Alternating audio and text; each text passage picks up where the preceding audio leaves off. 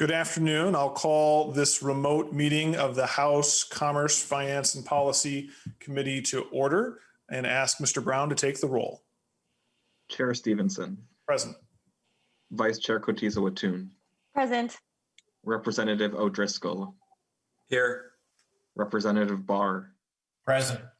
Representative Carlson. Carlson, present. Representative Davney. Present. Representative Elkins. Present. Representative Haley. Representative Cagle. Present. Representative Lee. Lee, present. Representative Lilly. Lilly, present. Representative Lislegard. Lislegard, present. Representative Lucero. Happy to be here. Representative Olson. Present. Representative Farr. Present. Representative Rasmussen. Present. Representative Richardson. Present. Representative Tice. And I'll call again Representative Haley and Representative Tice again. Present. Thank you.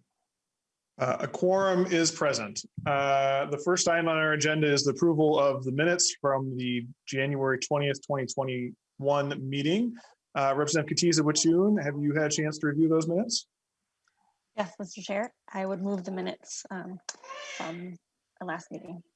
Representative Cotiza-Wattoon removes approval of the January 20th, 2021 minutes. Any discussion to that motion? Hearing none, all in favor say aye. Aye. Opposed, no. And the motion prevails and the minutes are approved. Today in this committee, we will be doing an informational overview of the gaming industry in Minnesota. We have a number of speakers, including, I believe for the very first time, a leader of a sovereign nation in the committee. Very excited about that. Before we get to that agenda, I know that Representative Davney has some remarks that he'd like to make. So Representative Davney. Thank you, Mr. Chair. I appreciate the opportunity. Members, I think particularly given the guests today, but also on any day, it's important that we as Minnesotans and as leaders in our communities acknowledge that we are meeting on the traditional land of the Dakota and Ojibwe peoples. We make this acknowledgement to honor the Dakota and Ojibwe people who have stewarded this land throughout the generations, to honor their elders, ancestors, and descendants, as well as the land itself. We recognize the acts of genocide committed against the Native people, and we acknowledge that Indigenous people are still here and present all around us, and their voices should be uplifted. Thank you, Mr. Chair. Thank you, Representative Davney. As a reminder to members, we will, the sort of standard practice in this committee is that we take all of the testimony from our testifiers, and then we will do questions after everyone's had a chance to speak. But you are welcome and indeed encouraged to raise your hand whenever the spirit moves you, and I will recognize you after we get through our prepared testimony. With that, I am very pleased and very honored to recognize the president of the Prairie Island Community, Shelley Buck, and welcome President Buck to our committee. President Buck. Wichoko washte Yushkia Wachianka PA, Dakota Ia Pate Wichota Amakia PA, Washichu Ia Shelley Buck Amakia PA. Good afternoon, Mr. Chair and committee members. I'm Shelley Buck, Tribal Council President of the Prairie Island Indian Community. I want to thank you, Padamiaye, for that land acknowledgement, recognizing that where we sit today is the homeland of our ancestors, the Metawakatuan Dakota Oyate, or Spirit Lake dwellers, those born of the waters. We are grateful for the opportunity to appear before the committee today. We do not recall a chance like this before to share our story and the impact that gaming has had on our people. There's a reason gaming is called the New Buffalo. It has provided tribal governments like ours at Prairie Island with the means to survive and thrive.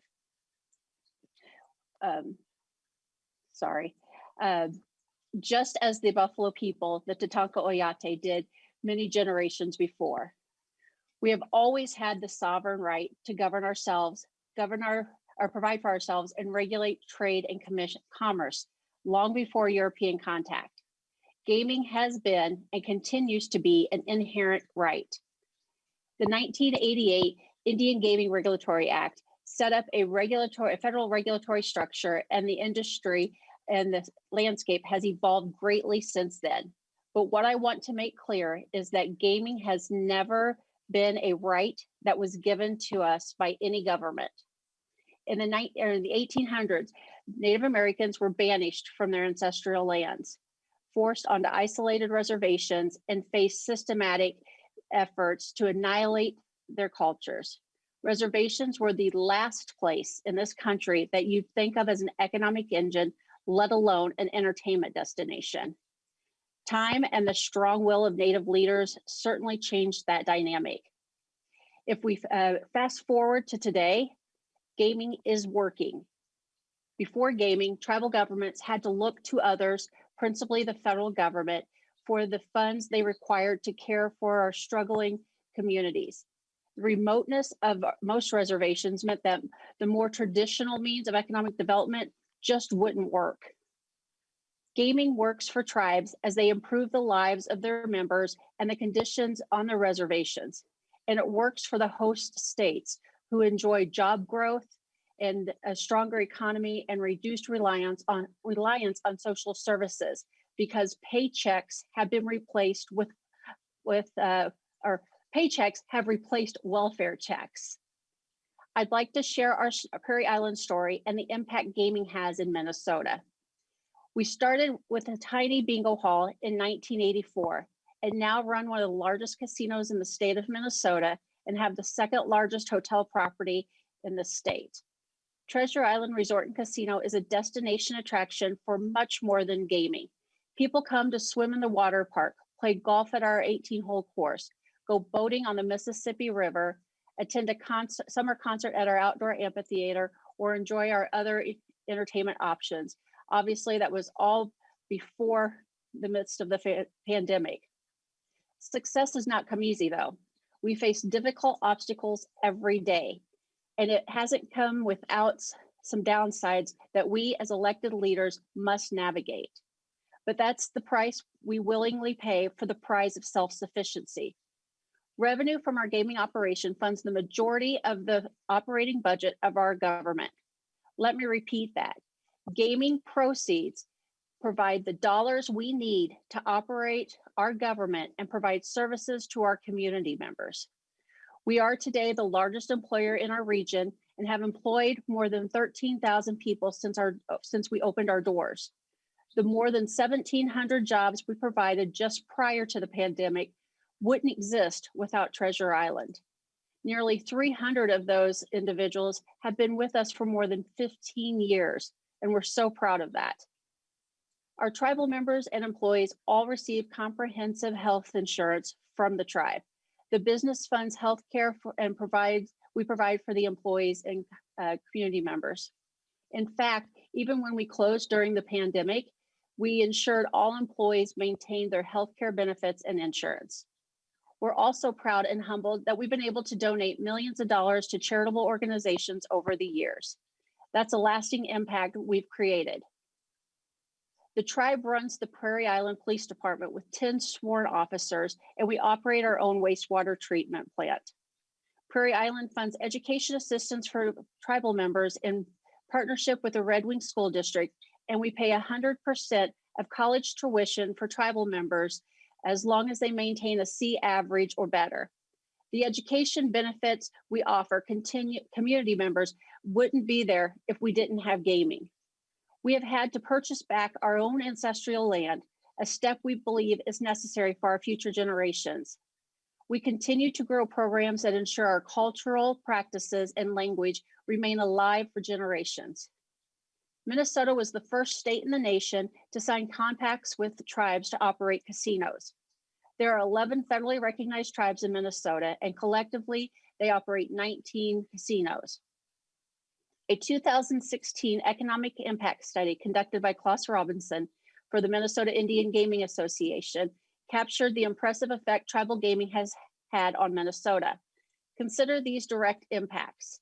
Collectively, Minnesota tribes would be the state's 14th largest employer, providing more than 15,000 jobs. The annual payroll for those jobs is in excess of $500 million, and the payroll-related taxes surpass the $126 million mark. Tribes spend more than $717 million annually on goods and services. More than half of that spend is here in Minnesota. That's like realizing the financial benefits of hosting the Super Bowl every year. And finally, consider that over the past 30 years, investment by Minnesota tribes in gaming operations and other tribally owned ventures is in excess of $2.5 billion. I think almost any state in the nation would welcome that economic impact. Despite the vast improvements that gaming has made possible for our community, there are nonetheless incredibly challenging issues that we confront daily. Unlike commercial gaming operations, Prairie Island doesn't have the luxury of being singularly focused on building our business or even growing our economy in new ways. Instead, we must dedicate some of our much needed revenue to constantly fight for our future. We are in a very unique position at Prairie Island and face serious health and safety threats that we must protect our community against.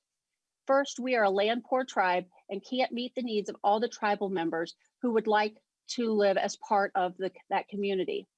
Our land shortage was made worse when a portion of our original reservation was flooded by the federal government as a result of the Locken Dam 3 located on the Mississippi River. Without consultation with the tribe or our consent, a nuclear power plant was then built next to our reservation. Today, a nuclear power plant and nuclear waste storage site with close to 50 casks of spent nuclear fuel now sit approximately 700 yards from our homes. There are no other human beings that must live that close to a nuclear power plant and store nuclear waste. These challenging circumstances require precious resources that could otherwise be used to positively impact our tribe and our region. As our ancestors did before us, we survive and we thrive despite these challenges, and we continue to move forward, building a stronger future for the next 7 generations. Gaming has helped us to do that. I want to thank you, and I'm grateful for this opportunity to share our story. Padami Ayepi. Thank you, President Buck. We are very honored to have you here and really appreciate your remarks, and we'll welcome you back to this committee at any time. Our next testifier is Mr. Andy Kozak from the Minnesota Indian Gaming Community. Mr. Kozak. Thank you, Mr. Chairman. Mr. Chairman and members of the committee, and I also want to thank you for the invitation and the opportunity to explain a little bit of the history of what's happened in the 30 years since modern Minnesota tribal gaming began. I won't be able to match President Buck's eloquence, certainly not, but I'll try to describe some of the things that have happened since then and where we are now. I represent MIGA, the Minnesota Indian Gaming Association, and I have done so. It's been my privilege to do that for the last 30 years. MIGA's members are the 11 federally recognized Minnesota Indian tribes who operate 19 casinos, as President Buck mentioned earlier. Modern tribal gaming, as we know it today, started sometime in the 80s when tribes began exercising their inherent governmental authority and began to offer casino-style gaming. Some states were not happy, and so they went to federal court, and the result was the decision in 1987 from the United States Supreme Court, California versus Cabazon. The Cabazon decision unequivocally confirmed that tribes as sovereign governments have an inherent right to conduct gaming activities on tribal lands, state laws notwithstanding. The decision prompted Minnesota tribes to create MIGA to educate and advocate on behalf of Indian gaming, this new economic tool. Not surprisingly, though, many state governments alarmed about wide open tribal gaming complained to Congress. So a year later, Congress passed an Indian Gaming Regulatory Act, which is known as IGRA, and it restricted tribal sovereignty. IGRA tribes are now required to negotiate compacts with their states in order to conduct gambling. Our tribes in Minnesota reacted very quickly to the new federal law. And once they agreed not to offer popular casino games such as roulette, craps, and keno, Governor Perpich agreed to sign the slot machine compacts with the 11 tribes. 2 years later, Governor Carlson signed blackjack compacts with the same 11 tribes. From that time forward, MIGA has protected the viability of tribal gaming by opposing expansion of commercial or state-sponsored casino games. The goal is to give tribes the ability to implement tribal gaming as an indispensable economic development tool. But inevitably, it didn't take long before commercial gaming interest groups began to pressure the legislature to authorize casino gaming as part of their business. Thus, we saw the campaigns to put slot machines in bars, at racetracks, and at proposed casinos at the Mall of America and in downtown Minneapolis. These expansion efforts failed. They were opposed not just by tribes, but by charitable gaming groups, religious groups, and those concerned about problem gaming. However, you should know that the tribes have made certain accommodations over the years to the state. In 2001, the MIGA tribes did not oppose the efforts by the racetracks to set up card clubs and legalize poker.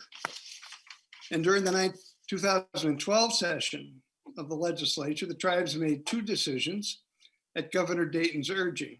First, the Shakopee Midwakanton Sioux tribe agreed to subsidize Canterbury Park racing purses and permit tracks to offer blackjack games. In return, Canterbury withdrew its support for slots at the track. Both sides have honored this agreement for the past 9 years. Second, at Governor Dayton's request, the tribes withdrew their opposition to electronic pull tabs, which was the potential funding source for the Viking Stadium. In return, the legislature explicitly required that electronic pull tab games must not mimic slot machines and may only be electronic facsimiles of paper pull tabs.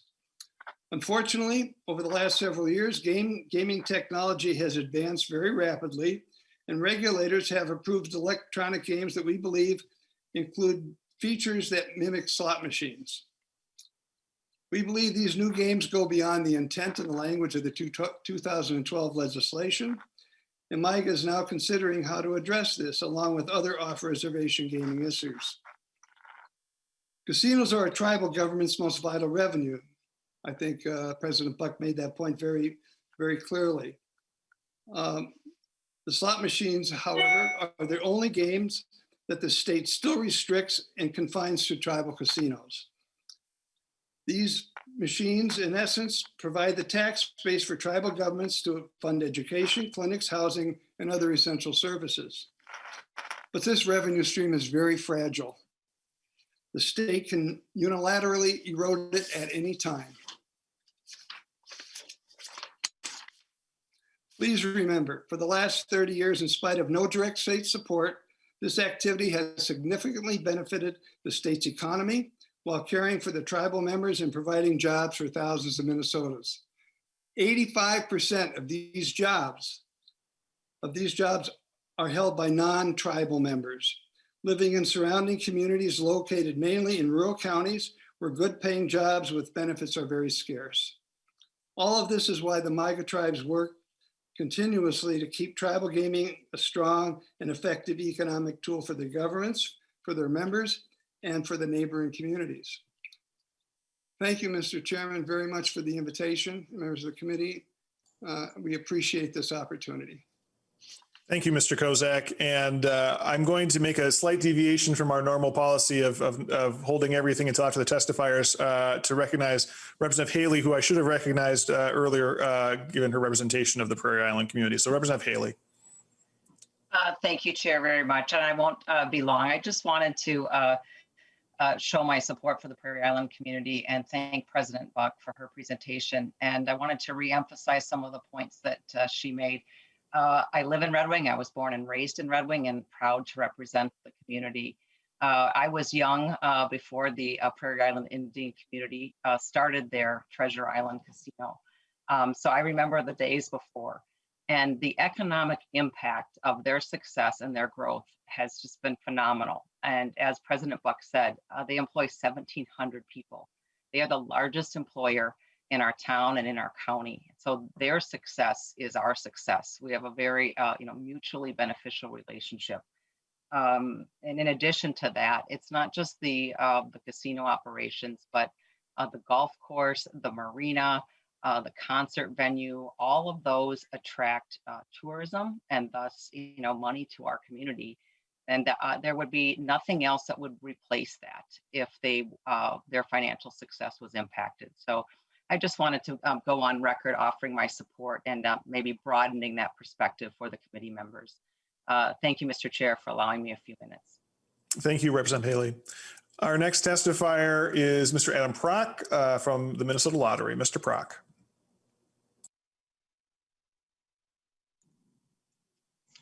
Thank you. Thank you. Just 1 second here. I think we're going to share a screen with a presentation. Assuming the technology works.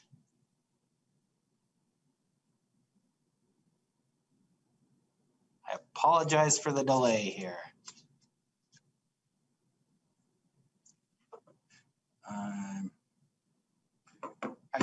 There we go. Hopefully everyone's able to see that. I think we see it. Great, thank you. Good afternoon, Mr. Chair, members of the committee. My name is Adam Prock, and I have the honor of serving as the Executive Director of the Minnesota Lottery.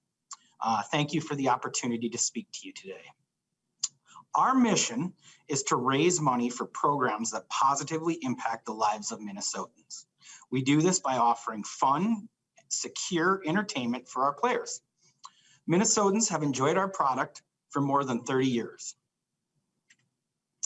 Since the passage of the constitutional amendment that created the Minnesota Lottery, more than $3 billion has been returned to the state of Minnesota. The majority of that money has gone to the general fund and the Environment and Natural Resources Trust Fund, with the remainder split between the Game and Fish and Natural Resources Funds and programs dedicated to the treatment and prevention of problem gambling. In Minnesota, we provide two types of games: traditional scratch-off games and lotto draw games, such as Go for Five and popular multi-state games like Powerball and Mega Millions, which you've probably seen something about in the media recently. The lottery employs 156 employees. The majority work out of our Roseville headquarters, but we also maintain regional offices in Detroit Lakes, Marshall, Owatonna, and Virginia. Currently, we sell our product via our partnership with about 3,000 retailers across Minnesota. Our retail partnerships are the backbone of our success. Additionally, by partnering with organizations, institutions, and high-profile events, the lottery supports a variety of important initiatives and demonstrates a commitment to Minnesota communities. While participating in events has been limited by COVID-19 in 2020 and continues as we head into 2021, partnerships remain an important way for us to reach players and deliver on our mission. We continue to find appropriate ways to engage today in today's virtual and more socially distant world. When someone spends $1 on a lottery ticket, most of it goes back to winners in the form of prizes. A small percentage is put towards things like administrative costs and vendors. Almost 7% is dedicated to our retailers, and the remainder goes back to the state. While statute allows the lottery to spend up to 9% of revenue on operations costs, we currently dedicate only 4.2% to those expenses. Keeping our costs down where possible allows us to capitalize on efficiencies and give more back to Minnesotans. At the lottery, we take our part in service to Minnesota very seriously. And over the past decade, the lottery has seen steady increases in sales. This trend has led to 3 consecutive years of record sales. Record sales mean bigger returns to the state, supporting the general fund, invigorating environmental programs, and funding important work to encourage responsible gaming and treat gambling disorders. Fiscal year 2020 also set a record for dollars returned to the state, prizes to be paid to players, and commissions paid out to our retail partners across the state. Like many states, Minnesota has seen an increase in lottery sales during the COVID-19 pandemic. Our lottery games provide fun, inexpensive entertainment that players can purchase while they're out running errands and play from the comfort of their homes. Fiscal year 2021 is on pace to set another record year. Compared to this point on the calendar last year, our sales are up 21.5%. leading to even more returns to the state. Put another way, we are at about 58% of the way through the fiscal year and have already achieved 70% of our sales goals. Strong sales in recent years is a validation of our commitment to selling fewer tickets to a broader base of players rather than more tickets to a narrower group of players. Like all Minnesotans, we've had to adjust to how we conduct business during the COVID-19 pandemic. We suspended most of our marketing from March to September and continue to monitor the situation to ensure our marketing practices are appropriate during these challenging times. Our 150 plus employees largely transitioned to working remotely while continuing to provide quality service and a top-rate product. While remote work was not possible, changes were made to protect employees. Team member safety has always been a priority for the lottery. Working with our retailers and our partner associations, we also took steps to address retailer safety concerns. This included maintaining quality communications with all of our partners. Annually, we hold retail town halls with small businesses that play a key role in our success.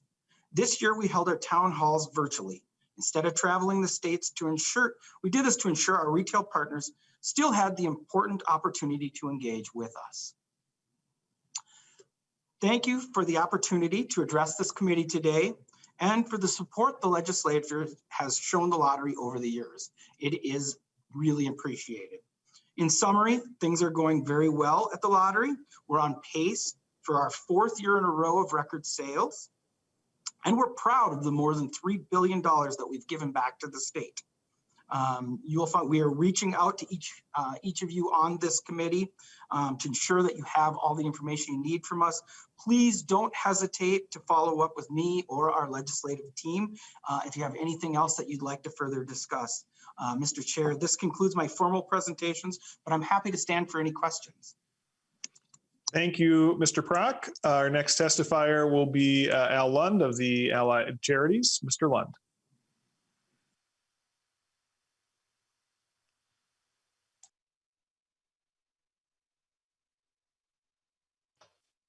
Thank you, Mr. Chair. I appreciate the opportunity today, committee members. My name is Alan Lund. I have been the Executive Director of Allied Charities of Minnesota since 2012. Allied Charities is a 501c6 trade association that represents all licensed gambling organizations in Minnesota, and currently there are roughly 1,126 of us. ACM advocates, lobbies, and educates in regards to charitable gambling in Minnesota. Charitable gambling goes back to Minnesota in the 1940s when bingo was the first form approved by the state. Primarily at that time, it was church basement bingo. Charitable organizations use proceeds from gambling to sustain a statewide safety net that is now over 75 years old. Each year, tens of millions of dollars are raised to help those in need, to fund local programs in nearly every community in the state. and to support organizations' non-profit missions. Charitable gambling proceeds support veterans, youth sports, food shelves, veterans, elder assistance, the arts, school programs, civic celebrations, and hundreds of other essential fundraising causes. Charitable gambling has become a vital and essential fundraising tool for many nonprofit organizations in every corner of Minnesota. I was the gambling manager at the St. Michael American Legion from 2009 to 2012. Our previous gambling manager became ill, and I was asked to fill in until he could return, which he was never able to do. When I took over, our organization was losing money. We were members of Allied Charities, and I asked the then executive director of ACM to help me figure out what was wrong with our operation. I know that it is hard to believe that an organization conducting gambling can actually lose money, but in fiscal year 2020, we had 37 organizations that lost money.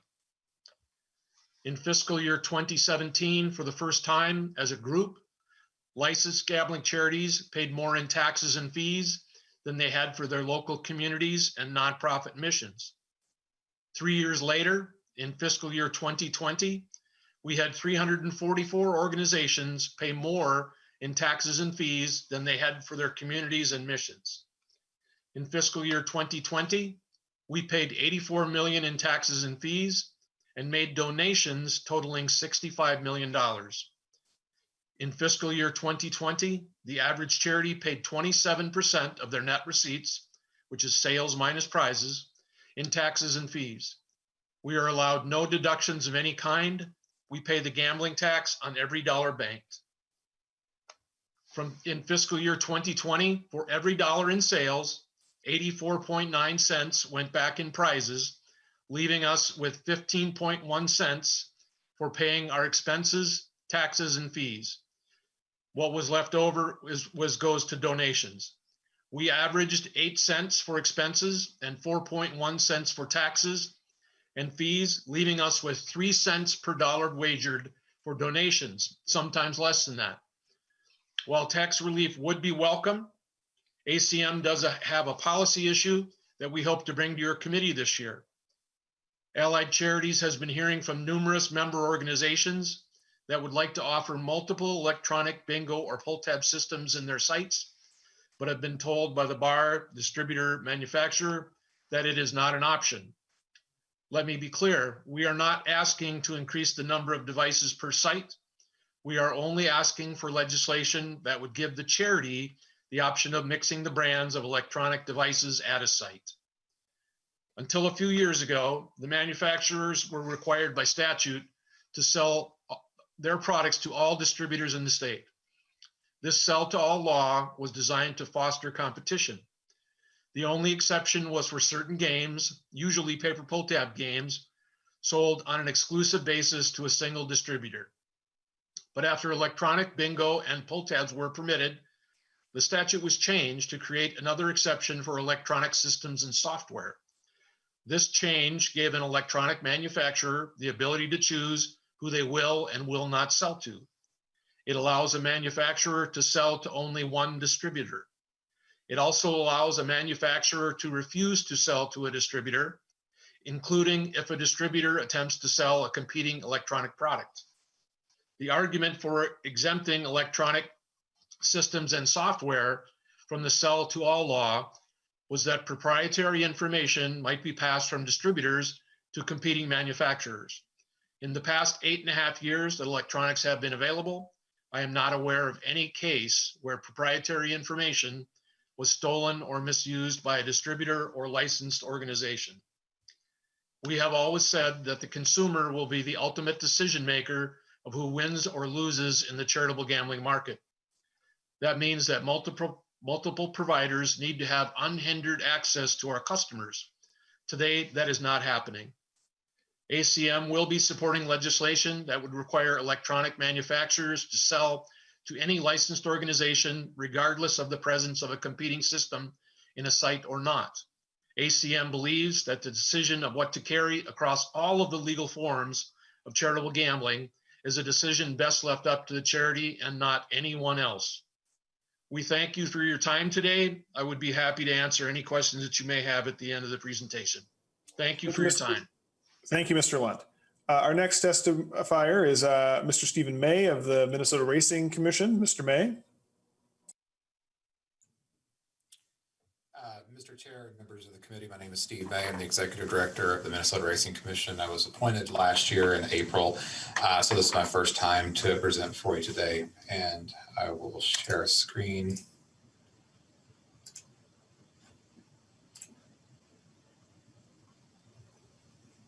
Okay, do you see the presentation?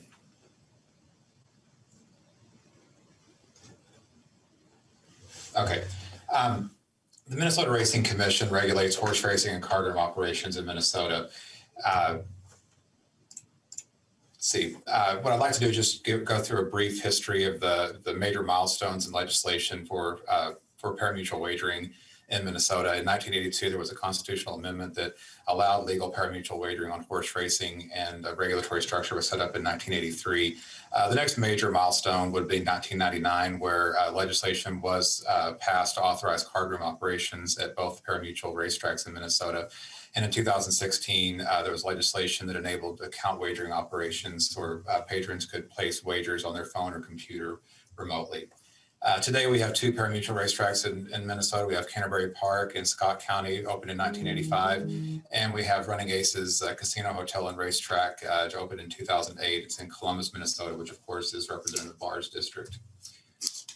A brief overview of how the Racing Commission operates. We have 9-member independent commission that serves 6-year terms. We have approximately 14 full-time year-round employees that operate for live racing and cardroom operations. And then during the summer, we employ about 40 to 50 seasonal and contract employees to help with live racing.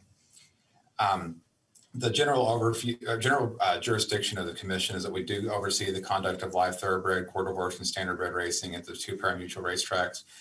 We oversee simulcast wagering on global races at both parimutuel racetracks year-round. We oversee the account wagering operations on non-Minnesota races for which Minnesota residents are wagering. And we do oversee the card club operations at both the parimutuel racetracks. To do this, we collect taxes on wagering operations as well as regulatory fees on racing and wagering operations. We operate a breeders fund, which offers incentives for horse owners and breeders to operate in Minnesota, which creates a huge economic impact on the state. And we also distribute grants for racehorse retirement programs to take care of our equine athletes after the racing time is done.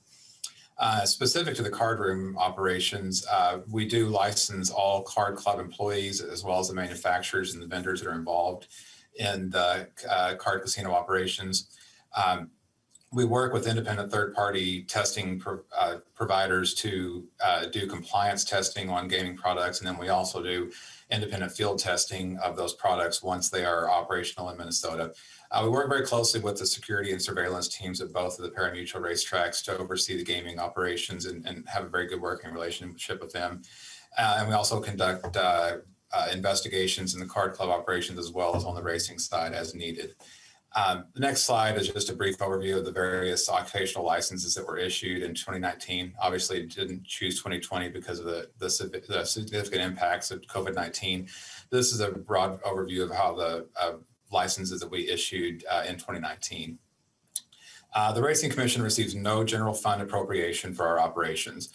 Instead, we have licensing fees on the racetracks as well as the racing participants. We also have regulatory fees that are charged to online wagering operators from our account wagering operations. And then we also have the authority to seek reimbursements from the racetracks to cover commission costs. Fine monies, on the other hand, does not go into our budget. Those fine monies are all restricted to retired racehorse programs as well as research. So very good operation in Minnesota. In 2016, there was an economic impact study that was sponsored by the Racing Commission. It did show about a $409 million economic impact to the state, and the breakdown of those are provided on this slide as well. And it did show approximately 5,590 full and part-time jobs. We're prepared to do another economic impact study, but we're working with the University of Minnesota Extension at Mankato. Decided to wait on this until things hopefully stabilize in the next few years after the COVID-19 pandemic has subsided. The strength of the racing industry in Minnesota, that we do have very strong fan participation, especially at least in non-COVID-19 years. The racetracks were very resilient and altered their operations in 2020 to do the best they could, but it obviously had a pretty big impact on the operations at the racetrack. We have a very good working relationship with the horsemen in the industry as well in Minnesota, both on the standardbred side as well as the thoroughbred and quarter horse side. And as previously mentioned, Canterbury Park has a strong marketing agreement with the Shakopee, Midwauken, and Sioux community that provides purse enhancements as well as marketing opportunities for the racing and gaming. Some of the threats that we do have is, of course, the COVID-19 pandemic has significantly impacted the live participation at the racetrack for fans as well as horsemen. Other states also offer alternative gaming options, which subsidize purses and has caused a lot of owners and trainers to seek racing elsewhere.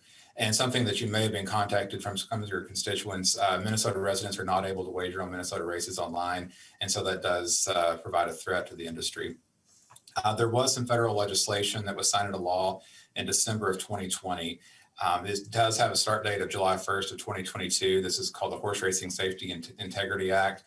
It's going to create a new federal agency that's going to oversee a large portion of racing operations, especially in drug testing, for post-race testing, as well as racetrack safety programs. We are working very closely with some of the authors of this bill and some of the key industry players to stay ahead of this and to understand how it's going to affect Minnesota.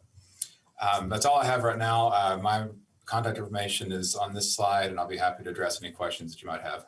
Thank you. Thank you, Mr. May. And then our last testifier is Matt Gettman of the Minnesota Gambling Control Board. Mr. Gettman.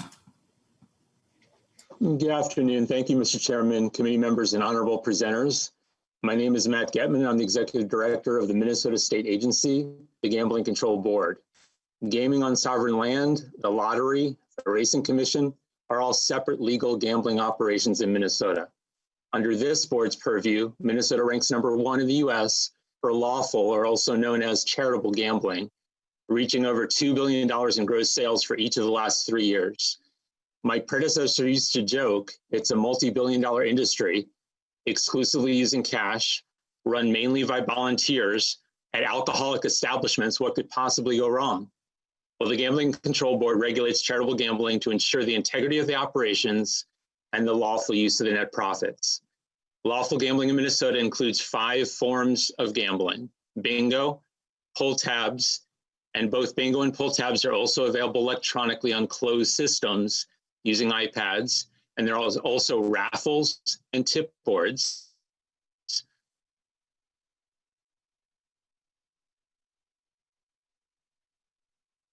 Which includes sports-themed tip boards, so some would say that Minnesotans. And finally, the 5th type of gambling is paddle wheels, that is conducted in 2 forms. The less common is a paddle wheel with table, and the more prevalent is a paddle wheel that is commonly used to conduct. Net profits from these 5 types of gambling are used by Minnesota veterans and their families, fraternal groups, including Eagles, Moose, Elks, and Knights of Columbus, clubs, including the Lions, JCs, Rods and Guns, sports and snowmobile clubs, youth activities, fire safety equipment for local communities, religious and community educational and training programs, support for local units of government and community projects, and finally, wildlife and natural resource programs. The Gambling Control Board is entirely funded by the industry it regulates. All fees collected go into the dedicated lawful gambling regulatory account. License fees are collected from manufacturers, distributor salespeople, and linked bingo game providers. Manufacturers also pay for game approvals and testing. Nonprofit organizations conducting gambling pay licenses and premises permit fees, along with a regulatory fee based on gross sales. The board itself consists of 7 volunteer citizens appointed to the board and 32 state employees staff. Those 32 staff provide regulatory oversight, education, and guidance throughout the charitable gambling industry and are broken into 3 departments within the board: the licensing, auditing, and investigations, and are spread out over 4 offices throughout the 4 corners of the state: Hibbing, Mankato, Fergus Falls, and the main offices in Roseville.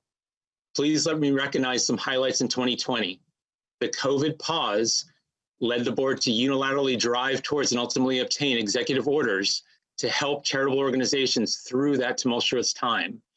One was to keep the veterans and fraternal organizations' doors open by authorizing a reverse loan of the gambling proceeds back to the parent organization that maintained those organizations' buildings. Second was a star rating requirement that waived those requirements for fiscal year 20. Third was gambling equipment credit sales exemptions. Fourth, a license renewal date extension. And finally, emergency gambling manager training requirements were extended as well. In line with the gambling manager or GM training requirement extensions, the board stood up a brand new multi-day GM seminar online. The board also increased options for continuing education for those incumbent gambling managers. The board ensured regulatory compliance during record monthly sales that occurred between the COVID pauses. July through October averaged $250 million in gross sales each month, even though there were limited site locations that each had COVID-related capacity restrictions. But the board's customer service did not pause. We migrated to cell phones for staff, telecommuting, online service for the industry, and revamped site inspections, and also held the public board meetings virtually. The board also maintained a perfect on-time record of reporting and oversight requirements.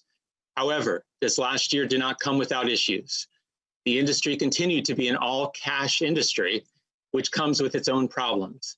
The charity's tax structure and other expenses were more controversial, especially for those larger organizations where available funds for charitable purposes have declined, while their taxes and other expenses rose. And the industry also saw a movement towards consolidation of gambling equipment providers. And on the regulatory side, the board grapples with the need for upgrading the board's IT resources and the ability to backfill 2 of its open 7 citizen appointments. And finally, staffing levels that remained unchanged despite the huge growth of the industry and its complexity. We look forward to discussing proposals to address these issues and others during this upcoming legislative session and work with each of you to answer any questions about our proposals and or the industry itself.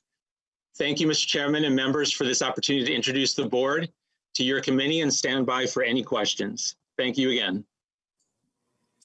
Thank you, Mr. Gettman. We now have some time for member questions. I do have one question that I was hoping to ask Mr. Prock at the lottery. Mr. Prock, I wanted to ask you about reauthorizing the portion of the lottery revenue that goes into the Environmental Natural Resource Trust Fund. I wonder if you could comment on that reauthorization. I know that that authorization, I believe, happens in 2025. The lottery doesn't have a position on it. That obviously is something that the legislature will have to address. We're happy to raise the money, and obviously we look to you for guidance as to where that goes. Well, I certainly value the investments that have been able to be made with those funds into our state's most precious resources, our lakes and woods. So I certainly hope that we're able to reauthorize that. Representative Tice. Thank you, Mr. Chair. I just want to make a comment that I personally have been on LCCMR, which is spending the lottery money for a couple of years. And it's been very interesting going through all the projects that come for proposal, the guidelines that we have to adhere to, but also we do some tours, and it's just great to see what's happening in Minnesota. So I am very honored to be on that committee and to spend some of Minnesota's money, gambling money. With that as well, I also like to participate in a lot of the meat raffles that happen at our local bars. I do think we need to do some work in making sure that more of that money goes to the charities. Right now, we have a wonderful young man who is advocating for the St. Cloud State kids activities. And he is just a joy to see, but also his mission and his dedication to the children is amazing. We need to make sure that we do a better job of making sure more of those monies go into their pockets. And that is always my concern. So thank you very much for the presentation. Always very interesting, and have a good day. Thank you. Thank you, Representative Tice. Always good to see some bipartisan support for the good work that we're able to do with the lottery funds in the environmental and natural resource space. Representative Listagard. Thank you, Mr. Chair. And what a wonderful presentation and a lot of information shared that was very helpful. I do feel for each organization because I know what you guys contribute to our local communities and the charities. And I've watched the VFWs, I've watched the American Legions really struggle. And in small communities, that is where people engage. They go to burger night and they spend quality time with each other. And we were shut down and it did impact them. I think I know the answer, but I wanted to ask Mr. Prock. It seemed like everyone else in this gambling system has suffered except you. And I would like to know, do you believe that is because nowhere else was to participate in gambling is why you've done so well and everyone else has suffered? I wanted your thoughts on that. Mr. Prock. Thank you, Mr. Chair. Yes, so we believe that the COVID-19 pandemic certainly has had some effect on an increase in sales. We have a fun, entertaining product that people can play from home. So during the original stay-at-home orders, certainly that was an effect on sales. But we also have had award-winning marketing campaigns, as well as our belief that we've had an effort to try and sell fewer tickets to a broader base of people. We think all of those things have combined to create an increase in sales over this time. But certainly the fact that we have a fun, entertaining product that can be played from home has certainly helped with sales, yes. And that Representative Listlegard? No, just thank you so much for everyone for the presentation and to the, to everyone that gives to the charities. Thank you so much because I know what it means to small communities. So thank you.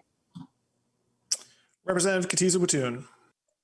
Thank you, Chair Stevenson. My question is also for Mr. Prock or maybe Ms. Pampu. And I am curious about the potential of winning the lottery and remaining anonymous. I know that a handful of states in the union allow people to do that. And I'm not familiar myself with the background in Minnesota and if there has been any movement or discussion in order to kind of move forward with that. It looks like, as I'm understanding it, if you buy a ticket in a state that allows you to remain anonymous, then you can do so. So perhaps some of our neighbors over in Moorhead or the west side of the state are able to just pop right over the border and buy their ticket in North Dakota. But for the rest of us, I'm curious what that might look like. And I think that especially when you're looking at the big numbers like have been over the past few weeks, certainly there's some potential for people to kind of remain under the radar if that were the case. So I'm curious on your thoughts on that. Mr. Prock. Yes, Mr. Chair. This has certainly been an issue. It is something I actually testified on the Senate side this morning on, in fact, a bill there. There are a number of states, I believe it's 9 now, that do allow you to remain anonymous as a winner. Minnesota is not one of those states. The majority of states, however, believe that transparency is key to the lottery for people having trust in the lottery. And so we try to maintain that trust in people. And so we do not allow anonymity here. What we say to people is you've got 100 days to cash your ticket, or you got a year to cash your ticket. Take your time, settle in, get your things in order, and then come in. That typically helps as well. Some of the states that do allow anonymity do it in different ways. There are states that have allowed for some sort of cap. So perhaps if you win more than $1 million, you can remain anonymous. Other states have allowed you to do it in trust. There are states that have set a window that said maybe if you go 3 months, you can remain anonymous. Again, you don't have to cash your ticket for up to a year. Here at the lottery, we try to balance that thing. I want to be very clear, the safety and security of our players is key to us. We take that very seriously. So if you do win, we do everything we can to make sure that we maintain that. But we also have to balance that with the integrity of the lottery because we are a state agency that is potentially giving out hundreds of millions of dollars and making sure that we balance that trust so people know that that's going to real Minnesotans are winning. It's not lottery employees that are winning, they're real Minnesotans, and they're winning throughout all of the state. And so finding that balance has been important to us as we've tried to tackle this issue. Representative Katiza-Watun. Thank you. No follow-up. Thank you. And I don't see, I'm just going to check my little notepad here, but I don't see any other people seeking recognition to ask a question. So I will thank all of our testifiers today. This was, I thought, a very great hearing, lots of great information. And I'll thank members of the committee, and we can call today a little early today. We start taking up bills tomorrow. And so with that, I will adjourn the hearing.